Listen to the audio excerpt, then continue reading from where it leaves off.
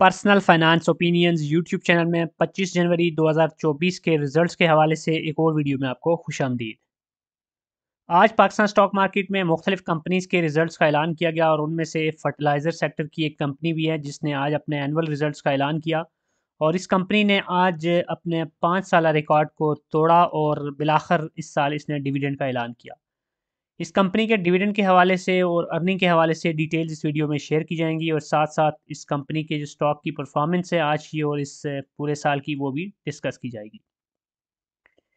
जिस कंपनी की मैं बात कर रहा हूँ वो है फौजी फर्टिलाइज़र बिन कासिम लिमिटेड, जो कि फर्टिलाइज़र सेक्टर में एक जानी पहचानी कंपनी है FFBL के टिकर के साथ। और अगर इस कंपनी के कोर बिजनेस की बात करें तो उस हवाले से ये डिटेल्स आपके सामने हैं कि Fauji fertilizer Bin Qasim limited is mainly involve in manufacturing and distribution of chemical fertilizers for the farmers and agriculture sector of Pakistan. FFBL is the only manufacturer of DAP and granular urea in Pakistan. Its fertilizer manufacturing complex is located at Bin Qasim Eastern Industrial Zone, Karachi, whereas its registered office or head office is in DHA Phase 2, Islamabad. Company फिर Pakistan stock market में listed है 14 मई 1996 से और इसका जो symbol है वो FBL है। तो ये एक ऐसी कंपनी है जो कि फर्टिलाइज़र सेक्टर में काफ़ी पॉपुलर है। इसके जो कंपेटिटर्स हैं, जो बड़ी-बड़ी कंपनीज़ हैं, ऑल्दो उनकी जो शेयर्स की वर्थ है या जितनी ज़्यादा उनके अंदर डिविडेंड और इन्वेस्टर्स के लिए और जो हमारे ट्रेडर्स होते हैं उनके लिए जितनी पॉपुलैरिटी उन दीगर कंपनीज़ में उतनी ज़्यादा इसमें नहीं है, उतना बूम नहीं होता। लेकिन ओवरऑल देखा जाए तो ये भी एक बड़ी कंपनीज़ में से एक कंपनी शुमार होती है। अब हम सबसे पहले इस कंपनी का जो 2023 का रिज़ल्ट है उसको कंपेयर करते हैं 2022 के रिज़ल्ट के साथ। ये उसकी जो प्रॉफ़िट और लॉस स्टेटमेंट है उसमें से। और पहले ये चीज़ क्लियर कर दूँ कि ये अनकंसोलिडेटेड रिज़ल्ट है इस कंपनी का। कंसोलिडेटेड रिज़ल्ट जो था वो थोड़ा-सा डिफरेंट था, बल्कि इसके अ बिट अपोज़िट था, क्योंकि यहाँ पर हम जब पूरी डिटेल देखेंगे तो आप देखेंगे कि इस साल इसकी अर्निंग्स इंक्रीज़ हुई हैं पिछले साल के मुकाबले में, लेकिन जो कंसोलिडेटेड रिज़ल्ट है उसमें इसकी जो इस साल की अर्निंग्स हैं इन 2023 की, वो कम हुई हैं पिछले साल के मुकाबले में। तो बहरहाल अनकंसोलिडेटेड रिजल्ट में अगर रेवेन्यू को सबसे पहले हम देखें नहीं टॉप लाइन को, तो आप देख सकते हैं कि 21.25% का इजाफा हुआ है इस साल। 159.2 बिलियन से बढ़ के 193.06 बिलियन पे इसका रेवेन्यू चला गया है।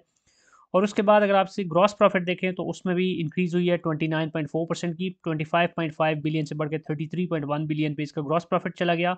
और खुशाइंद बात यह है कि इसका जो ग्रॉस प्रॉफिट मार्जिन है उसमें इंक्रीज़ हुआ है। पिछले साल 16.07% था, इस साल ये 17.15% है।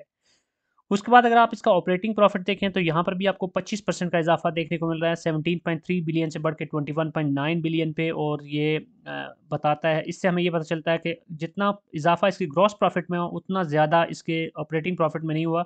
इट मीन्स कि इसकी जो ऑपरेटिंग कॉस्ट है, एडमिनिस्ट्रेटिव एंड सेलिंग कॉस्ट, वो कुछ निस्बतन ज़्यादा रही। अब जो एक बड़ा फैक्टर और भी ऐड ऑन होता है वो इसकी फाइनेंस कॉस्ट का है। यहाँ पर आप देख सकते हैं कि 71% इंक्रीज़ हुई है इसकी फाइनेंस कॉस्ट पिछले साल के मुकाबले में। 5.1 बिलियन से बढ़ के 8.8 बिलियन पे इसकी फाइनेंस कॉस्ट चली गई।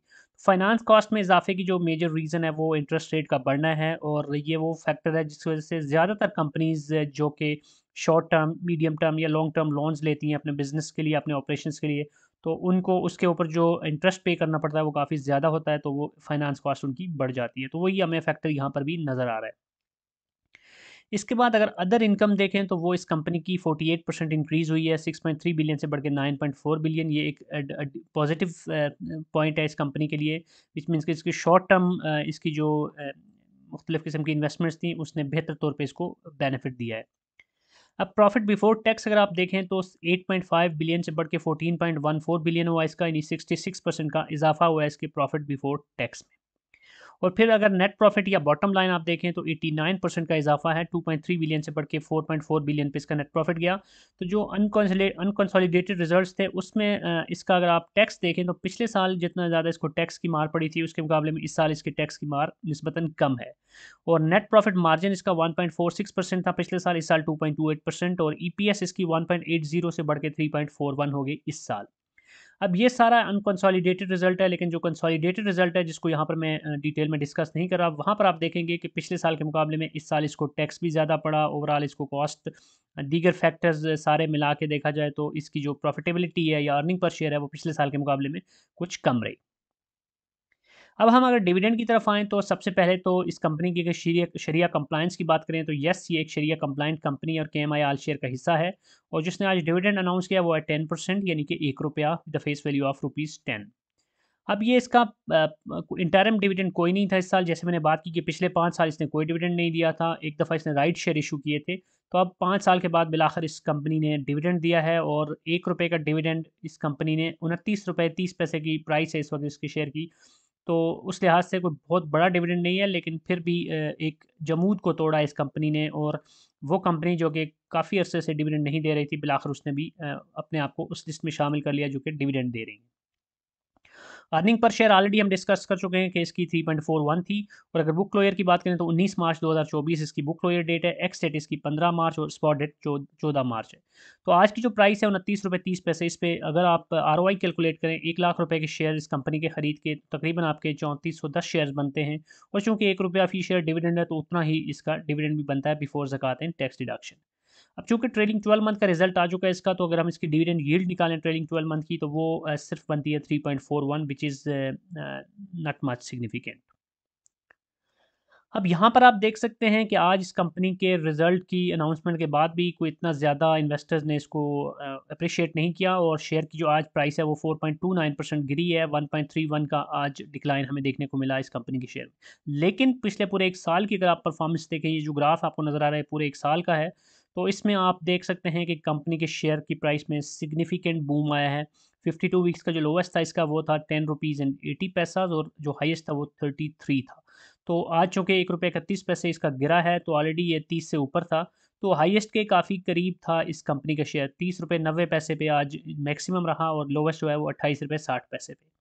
तो ओवरऑल पिछले जो कुछ अरसे में ख़ास तौर पे सितंबर के आगे जो हमने एक बड़ी रैली देखी है शेयर्स की प्राइस में मल्टीपल सेक्टर्स के अंदर, तो उसके जो बेनिफिशरीज़ हैं उसमें ये शेयर भी मौजूद है। आप देख सकते हैं कि सितंबर के बाद ही असल में इसकी प्राइस ऊपर जाना शुरू हुई और एक वक्त था कि ये 12-13 रुपए पे था सितंबर के करीब और फिर बढ़ते-बढ़ते ये 33 तक भी गया। So that's it from this video. I hope कि आज की इस वीडियो में जो इन्फॉर्मेशन आपके साथ शेयर की गई आपके लिए यूज़फुल होगी। इससे पहले मैंने आज एक और वीडियो बनाई थी लक्की कोर इंडस्ट्रीज़ एलसीआई के हवाले से, जिसमें उसके डिविडेंड और उसकी जो रिजल्ट्स हैं उसका जिक्र किया गया था, वो भी आप देख सकते हैं। अगर आपको ये वीडियो पसंद आई है तो चैनल को सब्सक्राइब करना, वीडियो को लाइक करना, बेल आइकन को प्रेस करना मत भूलिएगा। Thank you very much.